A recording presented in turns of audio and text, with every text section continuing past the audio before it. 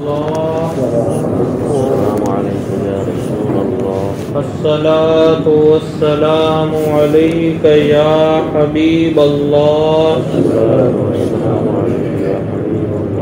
الصلاة والسلام عليك يا نبي الله. صلى الله تعالى عليه وسلم. قرآن کریم میں خدائے وحدہ لا شریک لہ کا فرمان عالی شان ہے، وَلَا تَتَمَنَّوْا مَا فَضَّلَ اللَّهُ بِهِ بَعْضَكُمْ عَلَى بَعْضٍ لِلرِّجَالِ نَصِيبٌ مِّمَّا اكْتَسَبُوا وَلِلنِّسَاءِ نَصِيبٌ مِّمَّا اكْتَسَبْنَا وَاسْأَلُوا اللَّهَ مِن فَضْلِهِ ان اللہ بكل شيء علیم. یہ کلام پاک کی آیت کریمہ ہے جس کا ترجمہ ہے، اللہ تبارک و تعالی ارشاد فرماتا ہے، اور اس کی آرزو نہ کر جس سے اللہ تعالیٰ نے تم میں ایک دوسرے پر بڑائی دی ہے. مردوں کے لیے ان کی کمائی کا حصہ ہے اور عورتوں کے لیے ان کی کمائی کا حصہ ہے، اور اللہ تعالیٰ سے اس کا فضل مانگو، بے شک اللہ سب کچھ جانتا ہے. یہ آیت کریمہ میں اللہ تعالیٰ نے بندے کو ایک دوسرے پر حسد کرنے سے روکا ہے. حسد کا مطلب یہ ہوتا ہے کہ اللہ نے کسی کو کوئی نعمت عطا فرمائی، اب وہ چاہے مالدار اس کو بنایا، یا اس کو شہرت عطا فرمائی، یا اسے کوئی منصب عطا فرمایا، عہدہ عطا فرمایا، یا مان لو کسی بندے کو اللہ نے کوئی اور نعمت عطا فرمائی. اب اس میں ہم کیا کرتے کہ ہم کو حسد پیدا ہوتی، جلن، کہ اس کے پاس یہ کہاں سے آ گیا، اس کے پاس بنگلہ ہو گیا، اس کا رتبہ اتنا بلند ہو گیا، اس کی شہرت عزت اتنی زیادہ ہو گئی، اس کے پاس اتنا سارا مال آیا. پھر جب ہم یہ سوچتے ہیں تو ایک فطری طور پر تقاضۂ بشری کے موافق انسان کا ایک تقاضا ہوتا ہے، انسان کی ایک فطرت، کہ جب وہ یہ سوچتا ہے تو اس کو جلن پیدا ہوتی ہے. اور یہ جو حسد ہے نا، حسد، اس کے بہت سارے نقصانات ہیں. اس میں سے ایک نقصان یہ ہے کہ بغیر جھگڑے کے تمہارا اور اس آدمی کے درمیان تناؤ پیدا ہو جائے گا، ایک دوسرے سے دوری ہو جائے گی.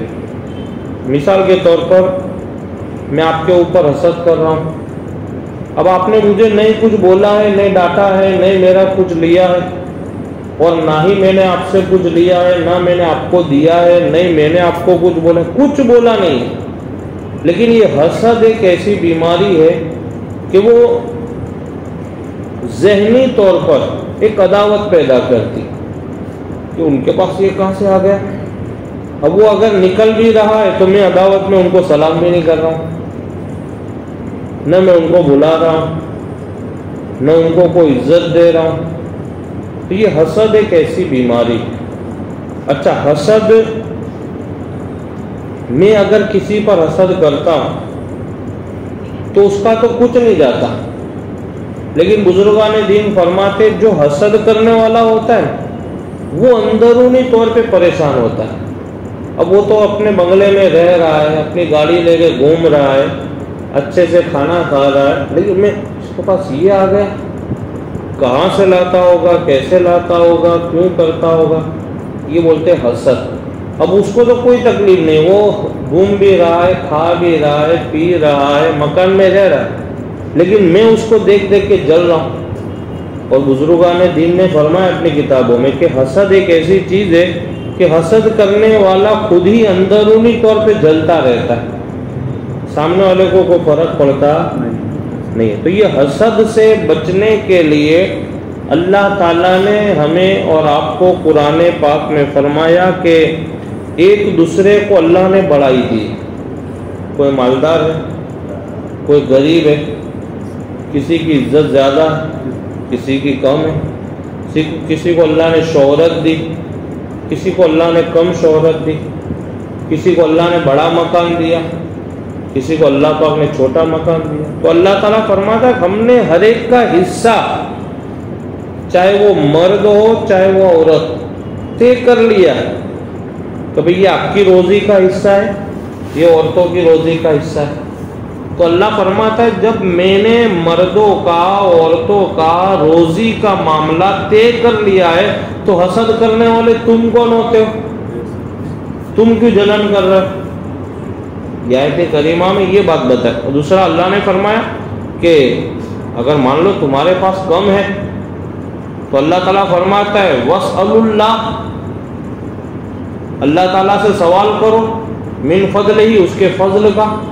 تم بھی اللہ کی بارگاہ میں دعا کرو اللہ پاک مجھے بھی عطا فرما، لیکن جلو مت۔ کسی کی اچھائی، کسی کی بڑائی، کسی کی شہرت، کسی کی دولت، کسی کی عزت دیکھ کے جلو مت، بلکہ دعا کرو اللہ پاک مجھے بھی عطا فرما۔ اور ایک جگہ تو میرے آقا صلی اللہ علیہ وسلم نے فرمایا کہ اگر تمہارے اندر کسی کو اللہ زیادہ نوازے تو حسد مت کرو، بلکہ اس کے لیے دعا کرو کہ اللہ تعالیٰ اسے اور عطا فرما۔ سرکار کیا فرماتے؟ اس کے لیے دعا کرو کہ اللہ تعالیٰ اسے اور عطا فرما اور میری بھی ضرورتیں پوری فرما۔ تو آقا فرماتے اللہ اسے بھی نوازے گا اور اس کے لیے دعا کرنے کے عوض میں اللہ اس کو جو عطا فرمائے گا اس سے زیادہ تمہیں عطا فرمائے گا۔ لیکن ایک بار ایسی دعا آپ کر کے تو دیکھو۔ اور مولا کائنات نے بھی فرمایا ہے کہ جب تم اپنے لیے تو دعائیں کرتے ہی ہو، لیکن ایک بار دوسرے کے لیے بھی دعا کر کے دیکھو، اللہ اتنا اور ایسی جگہ سے عطا فرمائے گا کہ کبھی آپ نے وہم و گمان بھی نہ کیا۔ تو بہرحال اللہ تعالیٰ نے حسد کرنے سے بندوں کو دور رہنے کا حکم فرمایا۔ اور دوسری جگہ اللہ تعالیٰ ارشاد فرماتا ہے وَمِن شَرِّ حَاسِدٍ إِذَا حَسَدَ۔ اللہ نے کلام پاک میں سورہ ناس میں فرمایا وَمِن شَرِّ حَاسِدٍ إِذَا حَسَدَ، اور تم کہو کہ میں پناہ مانگتا ہوں حسد کرنے والے کے شر سے جب وہ مجھ سے جلے۔